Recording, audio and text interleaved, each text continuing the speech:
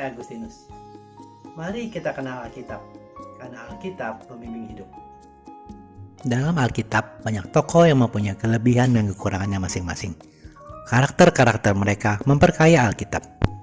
Kita bisa belajar banyak dari karakter tokoh-tokoh Alkitab ini. Pada kesempatan ini, kita belajar dari teladan Yonatan, yang sejarah tercatat dalam kitab 1 Samuel, dengan berfokus pada peristiwa Yonatan dan bujangnya yang menantang ribuan tentara Filistin pada 1 Samuel 14 ayat 1-23. Bangsa Israel sedang dalam posisi yang buruk. Hanya 600 orang tentara di bawah pimpinan Saul saat itu. Sedangkan bangsa Filistin menantang mereka dengan 30.000 kereta kuda, 6.000 tentara berkuda, dan tentara berjalan kaki yang sebanyak pasir di tepi laut. Namun Yonatan, anak Saul, tidak takut akan situasi itu.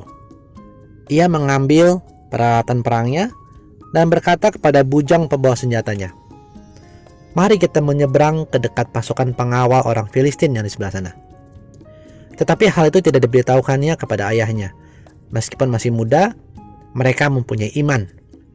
Ingat, Tuhan bisa memilih dan memakai anak-anak muda menjadi perpanjangan tangannya untuk melakukan pekerjaan karyanya. Di ayat 6, berkatalah Yonatan kepada bujang pembawa senjatanya itu, "Mari kita menyeberang ke dekat pasukan pengawal orang-orang yang tidak bersunat ini.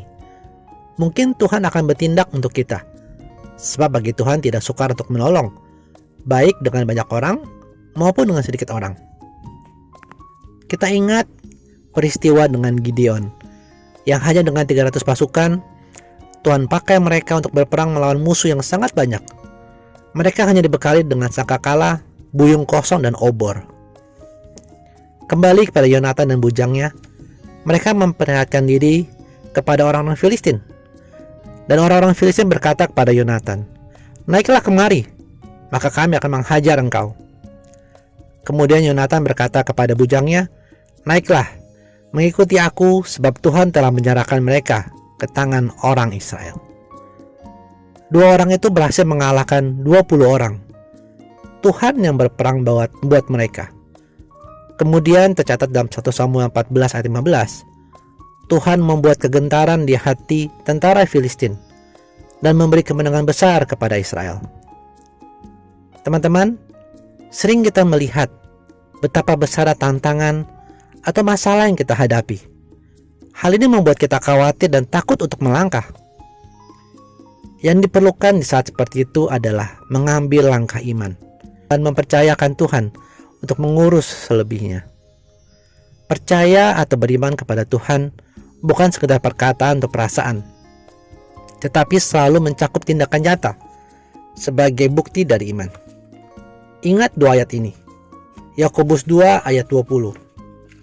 "Hai manusia yang bebal, maukah engkau mengakui sekarang bahwa iman tanpa perbuatan adalah iman yang kosong?" Juga di Yakobus 2 ayat 26. "Sebab seperti tubuh tanpa roh adalah mati, demikianlah juga iman tanpa perbuatan adalah mati." Terima kasih sudah menyaksikan. Mohon like dan subscribe untuk membantu channel ini bertumbuh dan firman Tuhan semakin diwartakan. Sampai bertemu pada video kenal Alkitab Rabu depan.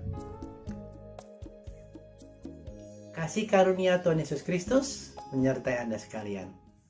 Amin.